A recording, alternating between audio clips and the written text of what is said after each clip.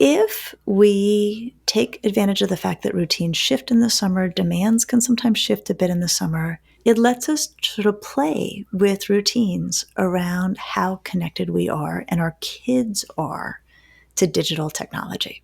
Where are some pockets where new routines, at least just for the summer, could be established around where the tech is and how much we interact with it? Episode 173, Lisa's 3 Keys to a Happy Summer. Oh, we are almost here. I can taste it, but summer should have started 3 weeks ago. Oh man, is that the truth? We are so close on our end. And as much as I love making my kid breakfast before school, I also love it when she sleeps in and I get to enjoy my coffee a little longer. Tell me about it. The school rush in the morning is really something. But I wanted to get a take from you, Lisa, your hot take on how you want us to think about this summer and what should parents focus on. I know I'm struggling right now. I feel like my kids are in middle school. They need to be focusing on a little bit of academics more so than they normally have in the past. But what's really important when it comes to the summer? Okay. First of all, I love summer. I've always loved summer. And for me, I think it's a time of restoration. It's a giant reset. And Reena, I've been thinking about this. If we're going to get serious about restoration, we probably need a corny acronym to help us. I love a good acronym. That's how I got through school. Okay. So I came up with this corny one. And I actually Googled it because I was like, somebody else has thought of this, but weirdly, somebody else hadn't. And the acronym is S.U.N, sun. And there's 3 things that I think if we focus on them this summer for ourselves and our kids, they apply to everyone. I think everyone's going to come out of the summer feeling fabulously restored. That's so great. So tell me what they are. Okay. So S, no surprise here, sleep. This is the hardest one. Also, by the way, for some parents like myself too, I'm struggling with sleep. Everybody struggles from time to time with sleep. You know how I feel about sleep. I am obsessed with sleep. And this is not just because I'm looking for something to be obsessed with. It is because the research is so clear, Reena, about the impact of sleep. We had that fabulous episode with Lisa Lewis not long ago where we did a deep dive. The research I want to add, and this is really research that changed my life, is that we can study sleep so easily because all we do is we bring you into a lab, give you a great night's sleep, give you a bunch of measures, bring you back in the lab, keep you up all night, give you the same measures. So we really know what we're looking at. When we have slept well, we, needless to say, have more energy, better focus, better attention, better mood, less likely to injure ourselves, less likely to have any kind of accident. We like ourselves better. We like everybody else better. That finding cracks me up. We're more creative. It's unbelievable what sleep does for us. And so if we think about restoration, there's no conversation to be had about restoration that doesn't involve starting with sleep. Another way to put it, you could do all the restorative things in the world, and if you haven't slept well, none of them are going to count. But can I say, this is the first to go in summer. Sleep is always the first to go. And I want to have a little less structure, okay, stay up a little bit later. It's the summer, for goodness sakes. Your cousins are over. You're out on vacation. How do you, but it's also a fine line from completely losing the plot and going the other way. Exactly, right? Just when we need it the most or could theoretically get it the most, it can start to fall apart. And I'll just add, it's really hard when it's daylight at 9 p.m. in some areas to convince everybody that they should start getting ready for bed, right? That is hard. So one thing that we know is it's okay for kids to stay up a little later in the summer, especially if they can sleep in a little later. And, all we want is enough runway before the school year starts to get their schedules back on track. So I would say probably it's less about keeping rigid bedtimes and more about just making time for sleep and then making sure that it's good sleep, that it's cold enough for sleeping. Sometimes that keeps people awake is that it's too warm. So if it can be cold enough for sleeping, if there's no tech in the bedroom, that is something that I believe in really strongly. It also can interrupt sleep if you're exercising too late in the day. So I think however the schedule shifts, if there's still enough time for wind down and, letting the body sort of start to settle, those things can matter. On the flip, we know that people sleep better when they're active during the day and when they get plenty of light. And so the summer helps us in that way. But what I would say is prioritize sleep, prioritize sleep. The schedule can shift a little bit, but make sure it's good sleep and take advantage of the fact that we do ask less of ourselves and our kids often in the summer.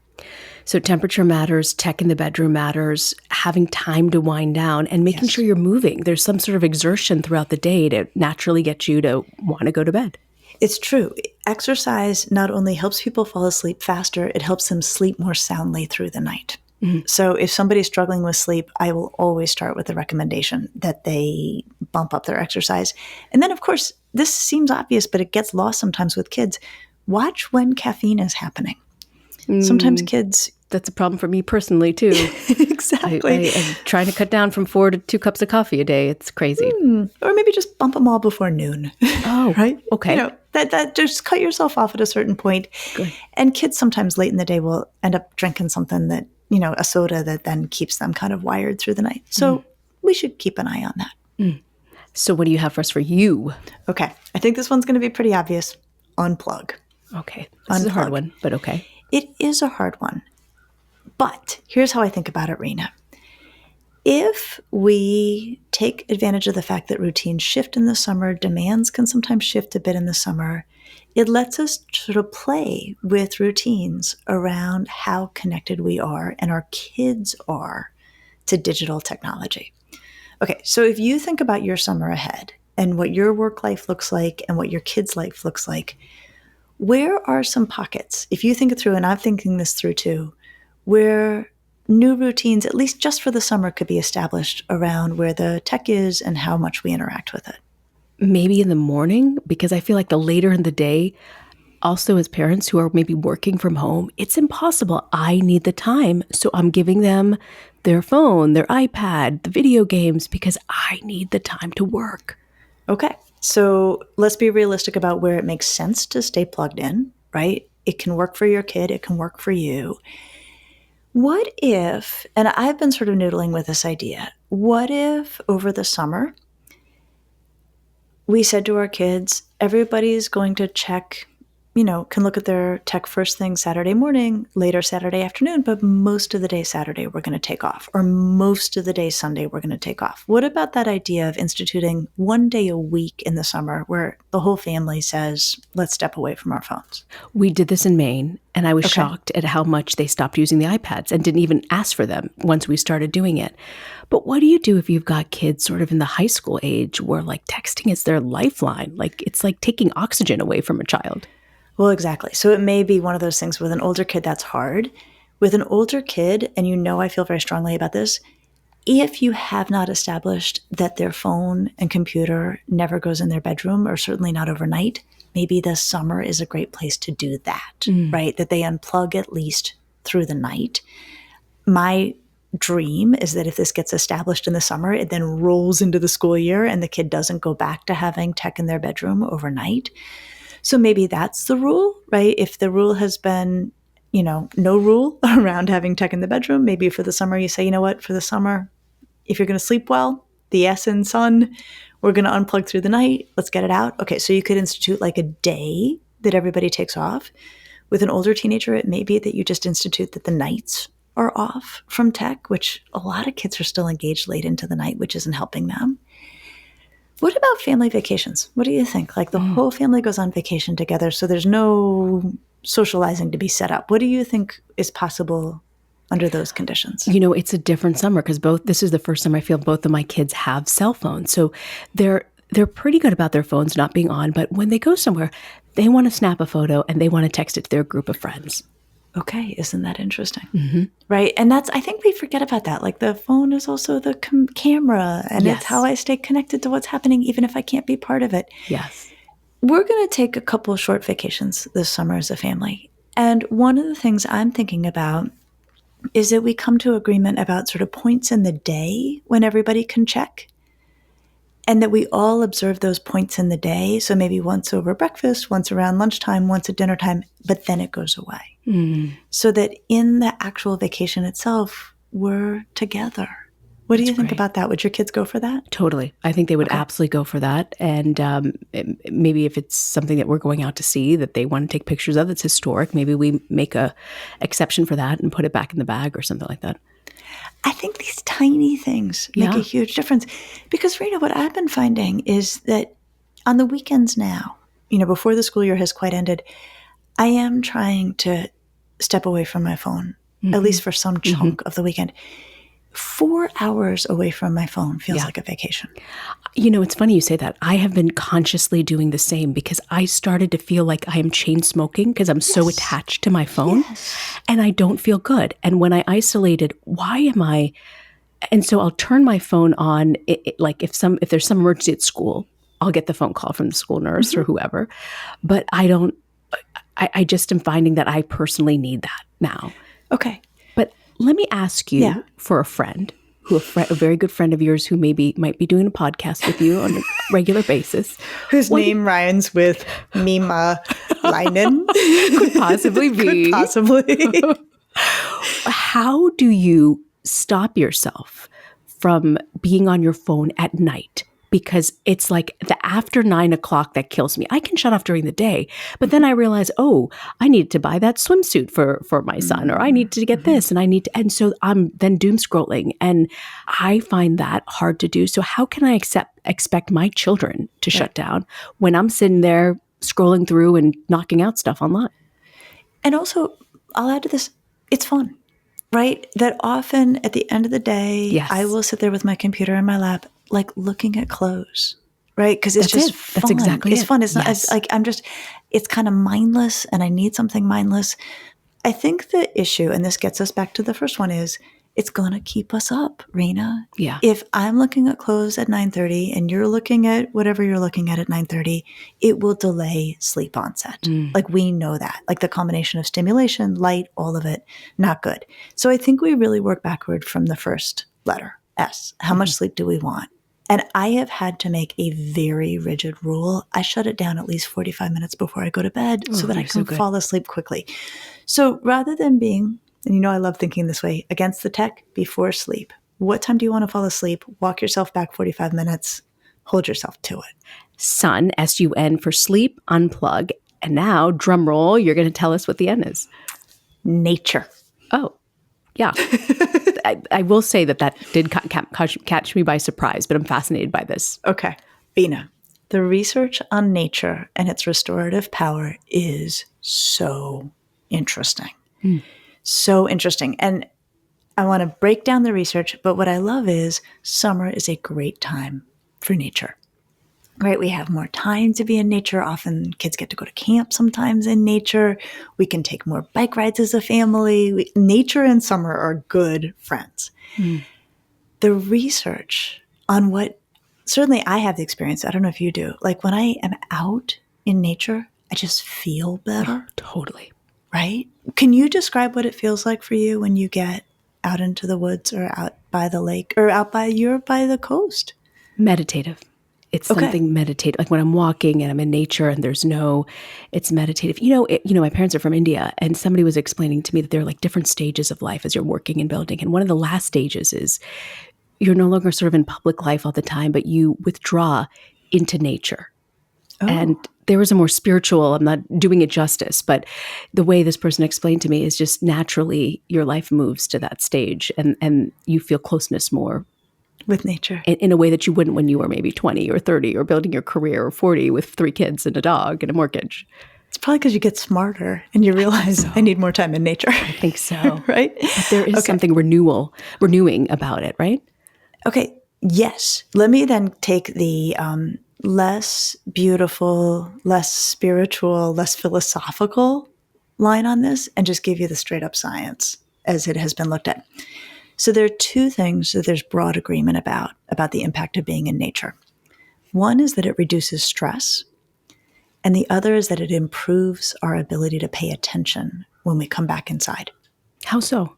Okay, right. So these are the key things, like what's the finding and then the why. Okay, so let's start with the attention one, because it's what you're describing a little bit about that restored and ready to be back at something. So here are the study findings. And then I'll tell you, we always get the findings and then we make guesses about why we found what we found. Mm-hmm. So the way these studies work, I think they're really cool. I like the details of the methods. There's a way that we can measure attention, and it's basically digit span. And it's a subset of the IQ test, which when I was a graduate student, I gave tons and tons of IQ tests because I could make extra money as a graduate student by giving IQ tests for a school in our community. And one of the ways that we measure attention is we have a digit backward test. So basically, Reena, I would read you a series of digits, but they're not in order. I'd just read you a bunch of digits, and then your job would be to say them to me backwards. Okay. So it's a quick and dirty, but actually quick and actually very accurate measure. So you're going to give me a live IQ test? This is no, just no, I'm not doing it. Okay. I'm not doing it. You know better than to give me a live IQ test. I wouldn't put you on the spot like that. You would crush it, but I'm not going to put you on the spot. You're a good friend. But so we can use digit backward as a way to see how strong is a person's attention capacity. Yeah. So for these research studies, we give everybody a bunch of digit backward measures and we see how strong their attention is. We give them a score on attention.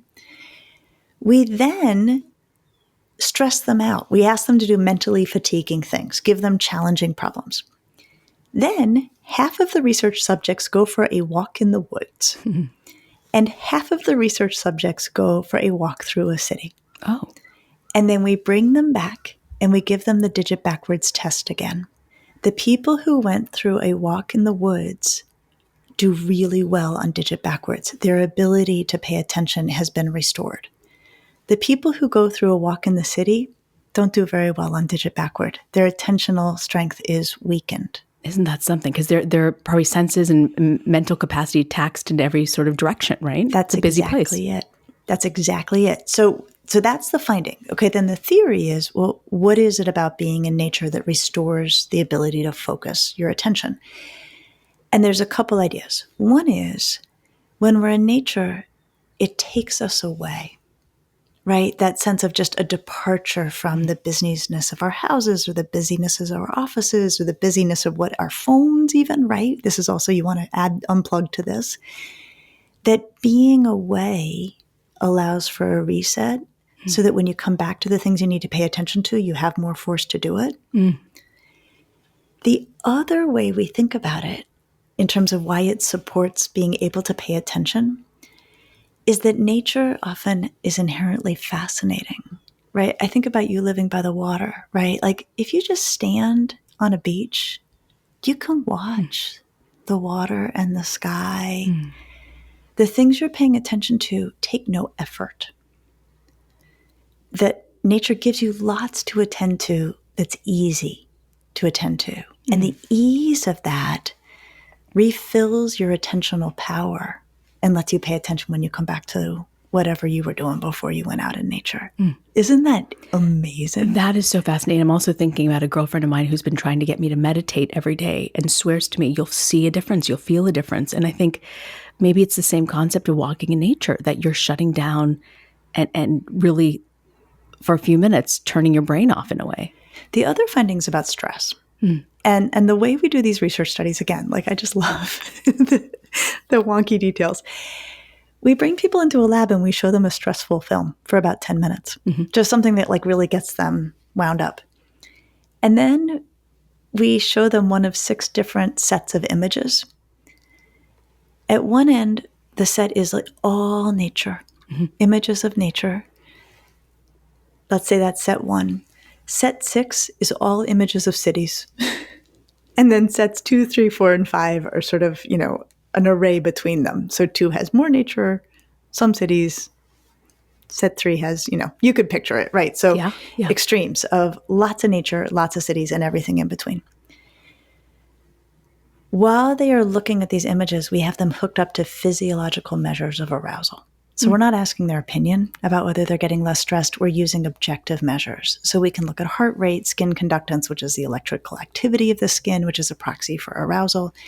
And what we find is we stress people out with movies. If we show them nature pictures, very quickly, their stress levels come down. Wow. If we show them city pictures, their stress recovers much more slowly. It's so telling. It's so telling. It's I can understand why, but hearing you say it and spell it out is something else. It's pretty incredible, right? I mean, that's why I love the science of this. Okay, here's the theory on this. And again, theories, like we don't really know, and there's always some disagreement or some questioning. The theory on this is that fundamentally we are biological animals and we have an evolutionary preference for nature. We come from nature, and when we are in nature, it actually activates something ancient, familiar, easy on us. We did not, there's no evolutionary history of living in buildings and cities. Right. And so there's something in the theory about why does it reduce the stress? It's like it takes us to some ancient, familiar, centered place. And I think this is maybe what you were describing about as people age and become wiser, they just go back to where we began. So, Reena, that is my recipe for summer happiness. Sleep, unplug, nature. I think this is wonderful. I think it's so good, Lisa, but how do I implement this in the summer? Like, I love this on paper, but my practical mom side is like, what? I like, they're going to fight me on the sleep. They're not going to want to unplug. And taking them into nature is like asking for it. You know, this is so boring, Mom. I can hear it. When are we going back? I'm with you. I tried to get a bike ride going this weekend. No one would take it with me. I was like, come on, it's gorgeous, right? This is easy. Okay, so Reena, if you want something to happen in your life, you got to plan it. You've got to put it on the calendar. So true. And I think that if I were to go home and say to my family, next weekend we are taking a bike ride, I would get buy-in. Or I would get giving them a heads up. Buy-in. A heads up. Heads up, saying this is what we're going to be doing. This is what's going to happen. Yep. That just getting out in front of it. So to the degree that we want to bring S.U.N. into our summers, I think everybody should look at the family calendar and make some plans and maybe get everybody on board with, okay, what are we going to do to make sure that everybody's sleeping better? Is there one improvement everyone in the family could make? Let's write it down. Let's commit to it. When are we going to unplug as a family? Is it always going to be an hour before bed? Is it always going to be most of the day on Sunday? Is it always going to be most of the day when we're on vacation? Like, what are we coming to agreement about? And we need to be in nature at least every weekend, if not several points in the week, if that's available. Where can we book it in? You know, I love this because this goes back to so much of this podcast of what you say, which I was not aware of as a parent before, is you've got to have these conversations. You've got to set them up. You can't expect them telepathically to fall in line and be like, okay, we're going to go. So setting them up and kind of being like, this is what I want to do. Let's start with once a week. Let's see how we can do it. But having that conversation with your family. Yep. These are, I love what you said. You can't expect them telepathically to fall in line. Like, we have this great idea and like, okay, everybody, we're going on a bike ride. And they're like, no, we're not. Yeah. I telepathically expect them all the time to do things. And then I get angry because they don't. No. So what if we say, all right, here comes the summer. Here comes the sun. We're going to make this happen. I love this.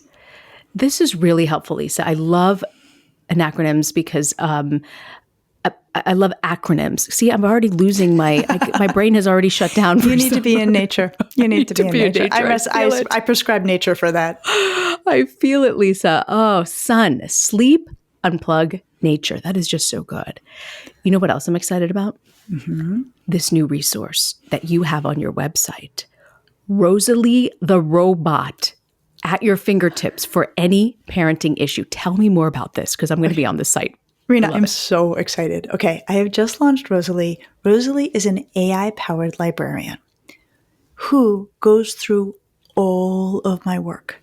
3 book manuscripts, our 170 plus podcast transcripts, hundreds of articles, newsletters, to answer questions for parents and to help people find resources. So when people go to my website now, they can you'll quickly find Rosalie. You can ask her questions. You can ask her all sorts of things. And she will give you a short answer. And then she'll list a bunch of resources for a deeper dive. Go listen to this podcast. Go read this article. Go watch this video. Reena, I have to tell you where her name came from. Tell me. This is so fun. So I've been working on this AI robot for a while with this incredible company to help make this happen. And I was talking with a friend about the fact that this robot was coming to my website. And my 13-year-old daughter was sitting there and she was like, well, does it have a name? And I was like, not yet. What should it be named? She said, Rosalie. And so it's Rosalie. It was obvious to her that it should be Rosalie. I'm so excited about her because I know that people want answers and want help. And she's got good common sense and it's all grounded in my work. And then she will point you to where in my work. And so often it's one of our podcasts. You can take a deeper dive. I love that you've got the podcast audio, so you can listen right there. You've got video from your special 10 to 20 site. You've also got, if you want to read a chapter from your book. That was so cool to me because, I've earmarked and got sticky tape like many people on your books on, chapters and things, but it automatically tells you what chapter in the book to go to, which is fabulous. So this is great. And it reminds me of Rosie from the Jetsons. That's who I think of it as when I'm using it. Me too. It's so funny because I think, for us, Rosie, the robot on the Jetsons is such like, of course, that's not who my kid doesn't even know about her. So I sort of thought like, this is perfect. Like Rosalie, is like the modern Rosie, the robot from the Jetsons. And she now lives on my website. Well, this is fantastic, Lisa. And everyone go check out Rosalie. And where can we find it, Lisa? drlisadamore.com. I'm excited about this one. Something else I'm excited about is a secret project you have been working on that we are going to do an entire episode on. The movie Inside Out 2 is coming out, and you have been one of the psychologists on the film. It's true. So, Reena, I was under a non-disclosure agreement, and I did a really good job of keeping it to myself, but I almost exploded. But here's what happened. In May 2020, I got a call from Pixar, and they asked me to have a meeting with them to start thinking about the follow-up to the most wonderful movie ever, Inside Out 1, right? Which is called Inside Out at the time, came out in 2015. So I get on a call with Kelsey Mann, the director, and Meg LaFave, the writer, and they're holding Untangled and Under Pressure. Because Riley's 13. The main character is a teenage girl. Yeah. And we have been in a 4-year conversation about this film. And I am so excited about it. And I have joined Dr. Keltner, who is this brilliant psychologist on the faculty at Berkeley, who was the psychologist on the first film. So Dr. and I have been consulting all along the way on this film. And he's going to join us next week to unpack it all. It's going to be awesome. We're going to have an inside look in the making of Inside Out 2 from a psychologist standpoint, exactly what this mom wants to hear. Well, congratulations, Lisa. You have just been working hard at this, and congratulations for keeping the secret, too. It's not easy. Thank you. You're a good secret keeper. Very excited to have Dr. with us next week. Yes. I look forward to that episode, the making of Inside Out 2, next week. Thanks so much, Lisa. See you next week. I'll see you next week.